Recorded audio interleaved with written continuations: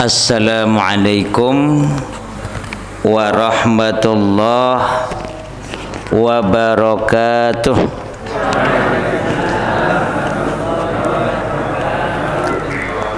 Alhamdulillah, alhamdulillahi rabbil alamin. Wabihi nasta'inu ala umurid dunya waddin. Wassalatu wassalam ala ashrafil anbiya wal mursalin. Amma ba'd. Qala Allah Ta'ala fil Qur'anil Karim, ya bunayya la tusyrik billah inna syirka la zulmun azim. Wa qala Rasulullah sallallahu alaihi wasallam, fadlul ilmi khairun min fadlil ibadah. Sadaqallah wa sadaqa Rasulullah sallallahu alaihi wasallam. Bapak-bapak, ibu-ibu, pripun kabaripun, sehat nggih? Alhamdulillah. Enten sing radi ngantuk-ngantuk tenopo-nopo. Mungkin bar ngisak langsung glepek. Nah, alhamdulillah. Tidur awal, bangun insyaallah mugi-mugi juga bisa awal. Nggih Bapak Ibu, saya sampaikan salam dari sampaikan salam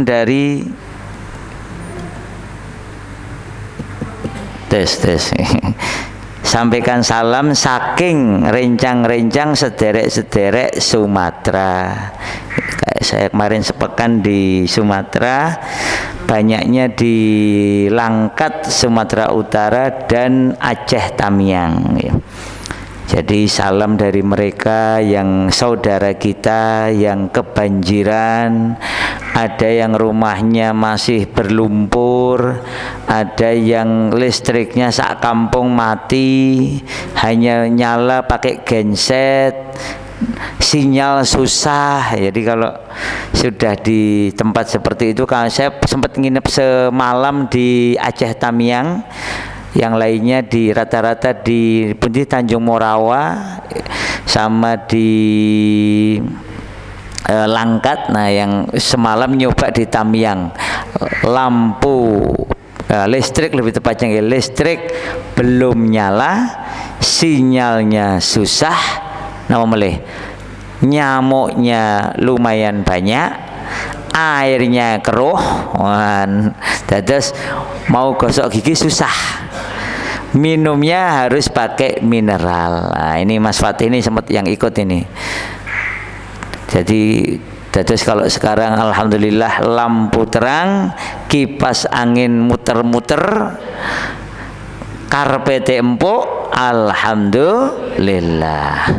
Di sana di sebagian tempat masih susah air, susah listrik, susah sinyal, susah hidupnya. Yang kelihatan baik-baik saja beritanya. Kalau sudah di sana kelihatan kalau jalannya masih banyak yang rusak, lumpurnya sebagian masih tebel-tebel. Ada satu tim itu berangkat dari Jawa Tengah, itu cerita bagaimana membersihkan lumpurnya itu bisa selutut, tidak ada air, pegel. Dan sudah mengeras sebagiannya, akhirnya mereka karena rebutan air akhirnya mundur. Wah, ya itu repotnya nggih. Relawan bingung ya, nah akhirnya terus mundur. Jadi alhamdulillah kita air gampang, listrik menyala. Alhamdulillah. Pokoknya kalau sudah ke tempat kayak gini serba alhamdulillah. Maka jangan lupakan saudara-saudari kita yang sebagian besar masih kerepotan dengan banjir. Banjirnya sudah selesai, tetapi dampaknya masih besar. Bahkan beberapa titik kemarin seperti Biren banjir lagi. La haula wala quwata illa billah. Makanya ini beberapa tim sudah ancang-ancang kalau memang bisa bantunya programnya setahun. Kalau jenengan masih bisa infak rakitan berapa setiap hari, silahkan nanti bisa disalurkan ke lembaga-lembaga yang jenengan percayai, sehingga bantuan itu insya Allah bisa sampai meringankan beban penderitaan saudara kita di Sumatera dan jadi saksi kelak kita di hadapan Allah bahwa kita turut membantu saudara-saudari kita, bukan sekali langsung rampung boten, tapi berkali-kali. Alhamdulillah. Malam ini Bapak Ibu kita lanjutkan ngaji kitab Manhaj At-Tarbiyah An-Nabawiyah Lit-Tifl karya Dr. Nur Abdul Hafiz Suwaid, atau terjemahannya Prophetic Parenting, cara Nabi didik anak. Kemarin sampai nopo Bapak Ibu? Kesupen. Kan kemarin bukan saya yang ngisi nggih. Nah, kita lanjutkan mawon nggih. Ini sekarang kita masuk ke mendidik anak semenjak lahir. Nah, apa kewajiban orang tua saat anak sudah lahir? Ini jadi pengingat dan penguat nggih. Pertama, mengeluarkan zakatul fitri untuk anak. Jadi begitu anak lahir maka zakatul fitri kalau pas bulan Ramadan itu harus dibayar. Sebagian ulama bahkan kalau nyawa sudah ada di janin walaupun belum lahir itu harus dibayar zakatul fitrinya. Ada ibu hamil 5 bulan masuk Ramadan, maka dia bapaknya ya, bapak si bayi ini bertanggung jawab membayar zakatul fitrinya. Kok 2 kali? Dizakati nggih, dizakati zakatul fitri nggih. Meskipun dalam kandungan karena sudah punya nyawa. Nah, apalagi kalau sudah lahir. Belum Idul Fitri kok sudah lahir. Bukan hanya diberi nama Ramadan ya, tetapi di zakatul fitri karena sudah punya jiwa. Nah, itu jelas nggih? Itu yang pertama. Yang kedua, kok biidnillah lalu ada bapaknya atau ibunya atau siapanya itu meninggal dunia, dia ahli waris, maka bayi yang baru lahir itu sudah berhak menerima hak waris. Sebagian ulama menambahi idza istahalal mauludu wurritha. Ini dalil umumnya. Jika bayi telah dilahirkan wurritha, dia berhak menerima warisan. Kemudian di dalam penjelasan yang lain Rasulullah bersabda, jika bayi seorang bayi tidak akan mendapat warisan hatta yastahilla sarihan, sampai dia mengeluarkan suara, ada suaranya. Wa istihlaluhu an yasiha au ya'tisa au yabkiya. Gimana suaranya itu? Suaranya itu dia teriak, nama boleh bersendawa, atau menangis. Cobi praktek Bu, menangis Bu. Menangisnya bayi. Nah, jadi dia mengeluarkan suara baik berupa teriakan atau sendawa, gitu nggih, atau yabki, atau dia menangis.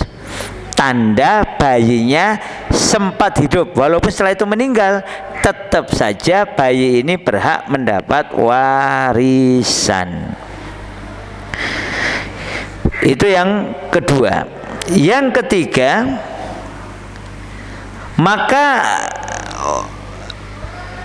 orang-orang yang mendengar bayinya lahir dianjurkan untuk mendoakan bayi dan mendoakan kedua orang tuanya. Ini berarti sosial nih nggih. Maka anjurannya, kita dengar nih, tetangga kita, saudara kita, keluarga kita kok ada yang melahirkan, maka jenengan doakan bayinya seperti Rasul mendoakan bayi dengan ya Allah berkahilah bayi ini, dan mendoakan kedua orang tuanya. Ini sebagaimana yang dicontohkan langsung oleh Allah Ta'ala dalam Al-Quran Al-Karim, yaitu ketika Allah tetapkan Nabi Zakaria akan punya anak. Kemudian dia sedang di mihrabnya. Mihrab itu nggih, sedang di mihrabnya. Mihrabnya di masjid mana?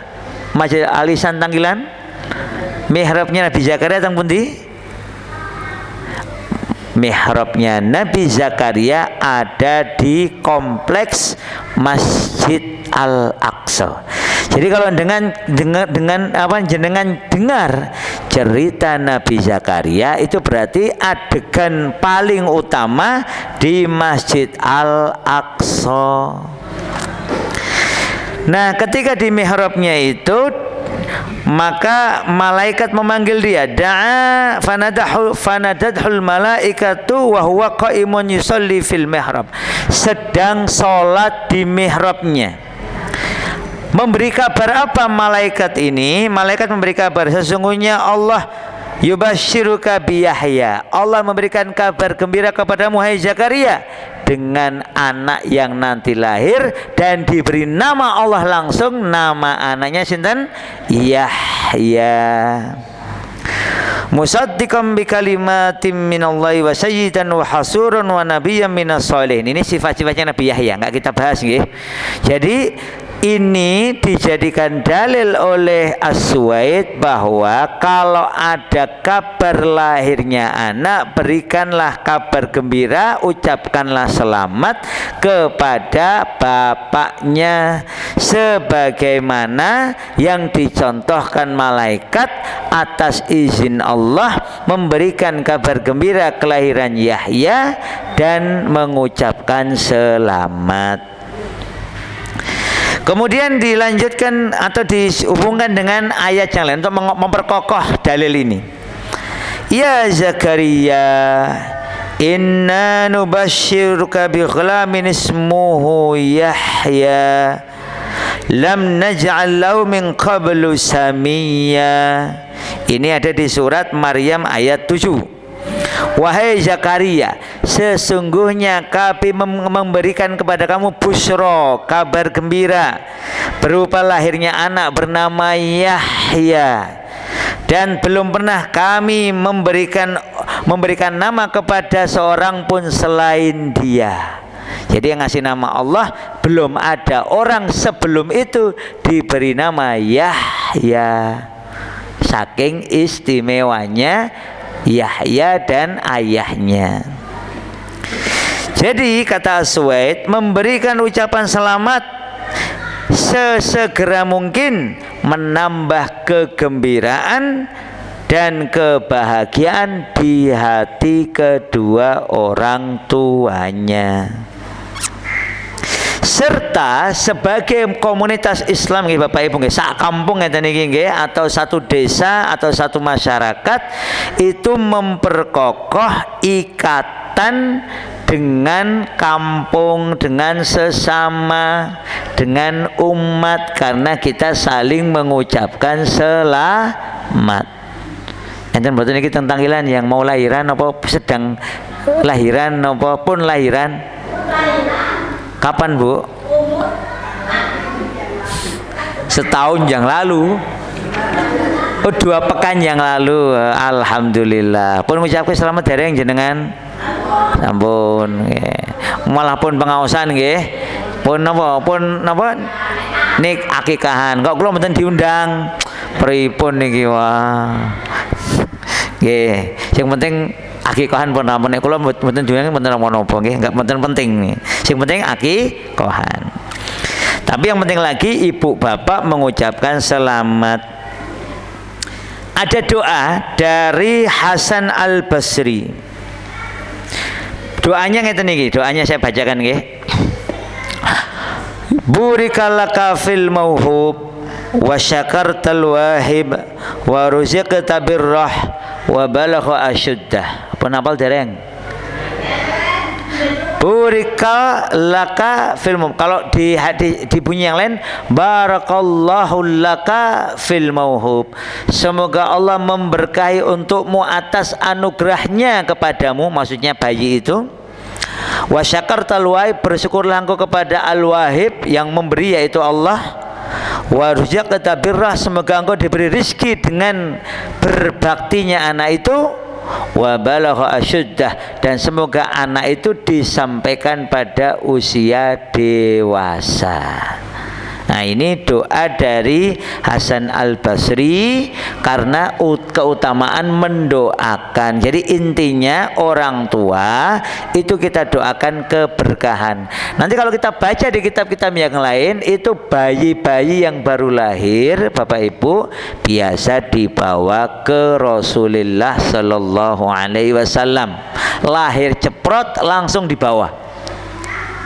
Lalu didoakan oleh Rasul, yubarik fik, Allah, semoga Allah berkahi kamu, atau barakallahu fik, kepada bayinya. Lalu Rasul juga mendoakan orang tuanya. Jadi yang didoakan keberkahan itu bayinya juga orang tuanya.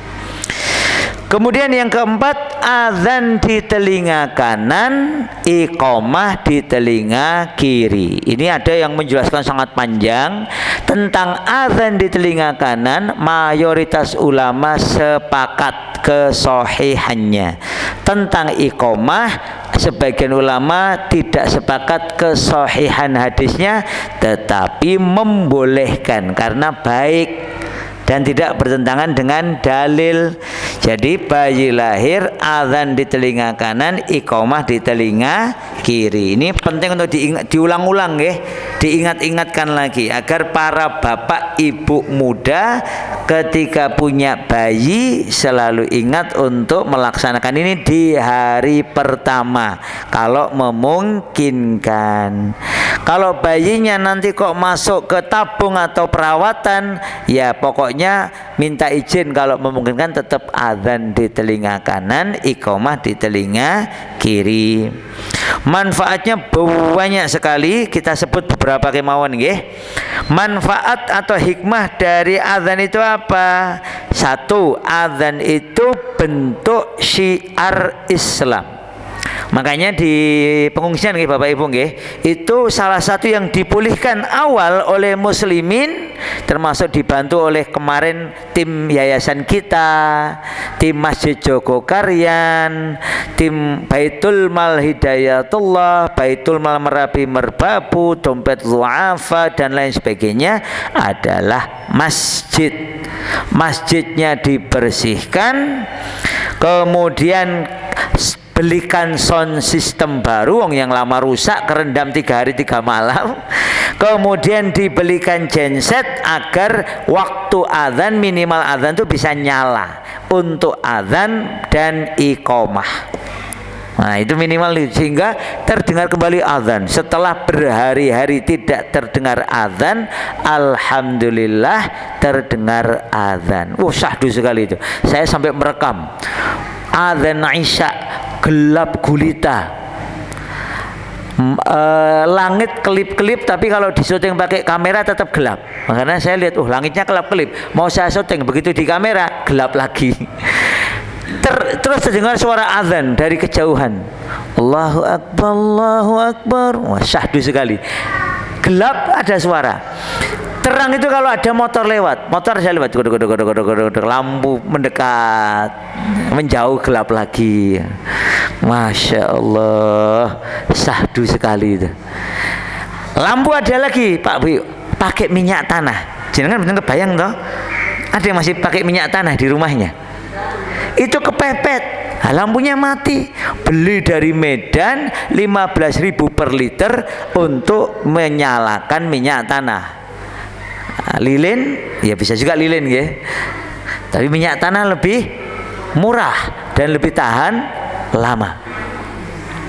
Ini saya sama Fatih ini waktu nginep di masjidnya, itu akhirnya dipinjemi lampu minyak tanah.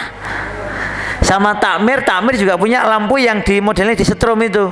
Listrik nih nggih. Nanti kalau dicabut bisa muncul tapi cuma sebentar. Itu juga dipinjemi. Pokoknya menginap semalam itu alhamdulillah ada yang minjemi ini biar nggak gelap-gelap banget. Lalu ada 3 anak kampung ikut nginep di masjid. Ya gelap gulita masjidnya. Ya alhamdulillah, pokoknya dinikmati saja biar ngerasakan gelapnya Aceh Tamiang saat malam. Jadi kata siapa itu ya, Ibu tahu ya, yang bilang 93% apa 97% sudah nyala, kenyataannya kenyataannya dereng. Ngertosnya 93%-nya di mana saya nggak tahu, tapi keliling-keliling kami rata-rata masih waktu itu belum nyala. Sekarang alhamdulillah beberapa sudah nyala, tapi masih sebagian masih belum nyala. Kita doakan semoga segera bisa menyala.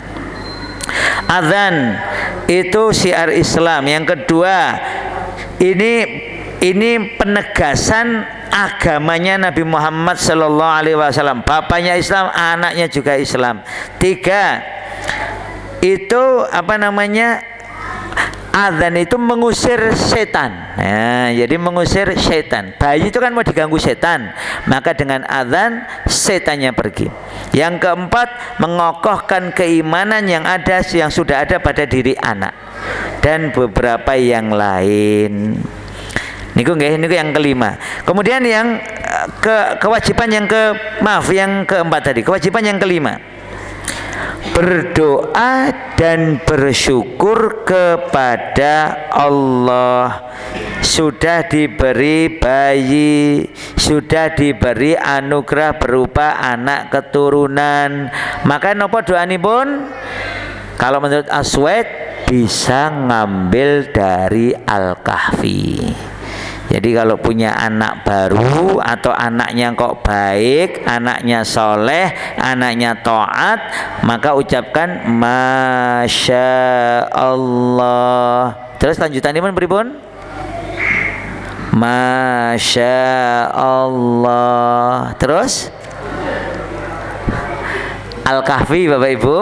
Masya Allah, la quwwata illa billah. Nah, kambil tak? Masya Allah, la quwwata illa billah. Kemudian berikutnya yang keenam adalah mentahnik bayi dengan kurma. Nah, jadi ini dicontohkan Rasul langsung. Ketika bayi dibawa ke hadapan Rasul, maka Rasul minta kurma rutop ya yang empuk, kemudian dikunyah lembut, lalu kunyahannya diambil, ditaruh di mulut bayi sehingga nanti muncul, atau malah dimasukkan lebih dalam lagi. Nah, pokoknya biar bayinya melakukan respon menghisap. Itu banyak sekali manfaatnya. Satu di antaranya adalah membantu agar bayi yang baru lahir itu nanti memiliki respon menghisap ASI dengan baik dan sekaligus kuat. Nah, itu nanti membantu. Kemudian setelah mentahnik, maka juga yang penting diperhatikan. Nah, ini tentang mentahnik dulu. Mengapa mentahnik ini dianjurkan? Pertama, itu mengikuti sunnahnya Rasulullah Sallallahu Alaihi Wasallam. Kita pernah bahas gini nggih. Jadi kalau bayinya belum sudah lahir, sudah kadung gede pripun? Kayak Mas Toyib udah gede nih. Dulu udah ditanik belum, Mbak? Dereng ketinggalan nggih. Dereng ngertos toh? Nah, tumbas ke kurma mawon. Wis kadung gede. Gemen bapak ibu lali orang nahnik kowe tidak mentahnikmu. Iki kurmone dimaem ya. Diniatkan badal tahnik. Masa kowe tak mucek gelem kowe.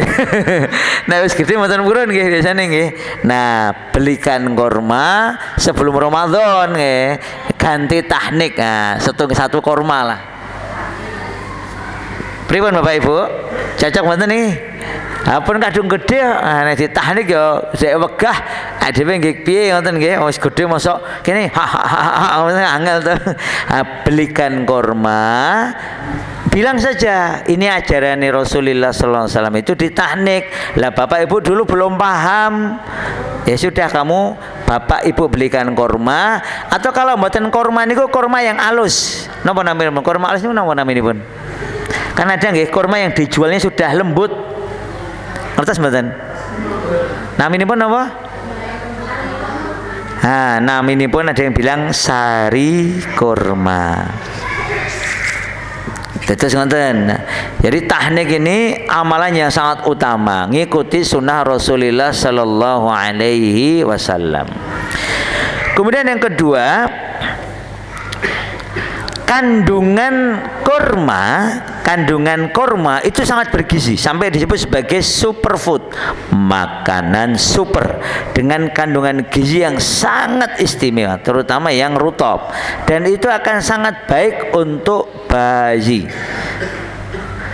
Kemudian yang ketiga tadi sudah kita bahas, membantu bayi memiliki respon menghisap, sehingga bayi ketika ketemu puting susu ibunya ASI segera tersedot, segera masuk ke bayi yang baru. Kan bayi ini waktu dijanin makanannya semuanya dari ibunya melalui tali pusarnya. Begitu keluar tali pusar diputus, klik, maka bayi ini perlu mendapatkan asupan. Tapi kan dulunya di dalam kan nggak biasa menghisap. Dengan teknik ini bayi terbantu untuk memiliki respon menghisap. Nah, ini akan sangat berguna bagi bayi ini. Napa Bu? Pun tua, anaknya pun tuwek-tuwek. Nggih ditumbaske kurma niku mau, ditumbaske kurma. Napa? Pun payu sedanten, pun nikah. Pun gadah putu jenengan. Nggih sampun. Jenengan gek men dereng anu, dereng teknik. Tumbaske kurma mawon. Nduk kula aku gek men lali iki ya. Guys, saiki maam kurma nggo ganti. Jadi minimal kita sudah berusaha memberikan kurma kepada anak-anak kita. Saya juga lupa ya, dulu anak-anak saya yang nomor 1, 2 itu sudah belum ya. Nanti saya belikan kurma. Saya lupa kayaknya. Lupa itu hari pertama. Tapi kayaknya saya sudah mentahnik, cuma lupa hari pertama nomor mboten ya. Nanti kalau saya lupa ingat ya, saya saya carikan aja nanti. Seingat saya sudah semua. Karena saya ngajari adik saya juga. Adik saya itu kan berarti kan anak pertamanya sudah SMP, berarti kan harusnya seingat saya. Yang saya belum itu adalah membaluri dengan minyak wangi za'faron. Kan memang waktu itu saya belum kenal hadisnya dan belum akrab dengan za'faron. Kalau sekarang sudah akrab, alhamdulillah. Sekali mau cekap. Karena itu ya ngoten, ada yang nempelkan gini, ada yang memasukkan ke mulut bayi. Jadi cukup ditempelkan gini, nanti dia gini. Napa? Nggih, enten napa-napa. Nduk, ibu urung ngerti, belum tahu kalau ada sunnah tahnik. Apa ibu tahnik iki? Diterangne. Gelem tak tahnik saniki po. Kan mboten purun. Nah, ya nek ora ya bismillah ya. Iki mergo ibu lagi ngerti wis bar ngaji, iki kurmane kek dimaem. Dewe dimaem dhewe rasa tak mut sik. Kalau perlu beli kayaknya enggak satu kurma tapi satu kotak ngoten nggih ya. Sebagai ganti nggih Bu nggih Pak nggih. Mumpung ini juga mau Ramadan. Nah, terus Rajab itu kan disunahkan memperbanyak puasa sunnah. Sampai Rasul itu hampir tiap hari puasa sunnah di bulan Rajab dan bulan Sya'ban. Lalu juga kita disunahkan berdoa Allahumma barik lana. Kalau kita ajeng fima rozaktana. Allahumma barik lana fi Rajab wa Sya'ban wa ballighna Ramadan. Nggih. Dados Ramadan nggih kenging, saya diwakafkan Ramadan nggih kenging. Jadi ya Allah berkahilah kami di bulan Rajab kami dan di bulan Sya'ban kami, dan pertemukan kami dengan bulan suci Ramadan. Ini kan sudah tanggal pinten Rajab niki? Sedoso Rajab nggih. Nah, bagi yang belum puasa sunnah, monggo diniatkan mau Senin Kamis nggih sae, Senin Selasa Rabu Kamis nggih sae, tambah Jumat Sabtu nggih sae. Pokoke hampir tiap hari Rasul puasa di bulan Rajab kecuali beberapa hari, dan hampir setiap hari Rasul puasa di bulan Sya'ban kecuali 1 atau 2 hari tidak puasa. Sehingga waktu bulan Ramadan badannya, fisiknya, mentalnya sudah biasa puasa, selain ngikuti sunnah Rasulullah Sallallahu Alaihi Wasallam. Nah, manfaat tahnik yang lain Bapak Ibu, kan tahnik yang asli itu kita mendekati atau mencari orang soleh, sahabat nyari Rasulullah Sallallahu Alaihi Wasallam. Jadi kalau mentahnik itu nggak harus jenengan, tapi bisa orang soleh. Ada penghafal Quran di Tanggilan, atau ada orang yang terjaga sholatnya, dia alim, fakih, jenengan boleh datang ke sana minta tolong bayi jenengan ditahnik. Kalau perlu bahkan minta diberi nama, boleh. Bahkan itu dilakukan oleh para sahabat kepada Rasulullah Sallallahu Alaihi Wasallam. Kalau nggak memungkinkan, ya sudah bapaknya atau simbahnya yang mentahnik. Nah, tadi itu nggih. Kalau tadi sudah kadung besar tadi nggih, bawakan kurma, gantinya dulu belum ditahnik. Kemudian berikutnya juga ini adalah anjuran untuk bersikap baik, berlemah lembut kepada anak kecil, terutama bayi. Ya, masih bayi kan ya nggak mungkin toh iki le ndo iki langsung masih bayi kok masuk disuruh apa langsung makan kurma sendiri. Maka bagian dari kelembutan dan kasih sayang kita bikin kurmanya lembut, baru setelah itu diambil dan dimasukkan atau didekatkan ke mulut bayi. Ini bagian dari bersikap lemah lembut. Demikian nggih Bapak Ibu, ini adalah sejumlah kewajiban dan anjuran yang perlu dilakukan orang tua kepada anaknya di hari pertama. Ada yang menambahi dengan memberi nama. Nah, tapi nanti kalau memberi nama kita akan bahas di hari ke-7 untuk menjadi pengingat. Tapi memberi nama sebagian juga boleh di hari pertama, langsung diumumkan. Boleh, bahkan langsung akikah hari pertama juga ada yang membolehkan, tetapi umumnya itu dilakukan di hari ke-7. Nggih, demikian mugi-mugi ingkang sekedhik niki manfaat. Aku qouli hadza wa astaghfirullah li wa lakum minallahi ghafurur rahim. Kita tutup dengan doa penutup majelis. Subhanakallahumma wa bihamdika asyhadu an la ilaha illa anta astaghfiruka wa atubu ilaik. Wabillahi taufiq wal hidayah. Wassalamu alaikum warahmatullahi wabarakatuh.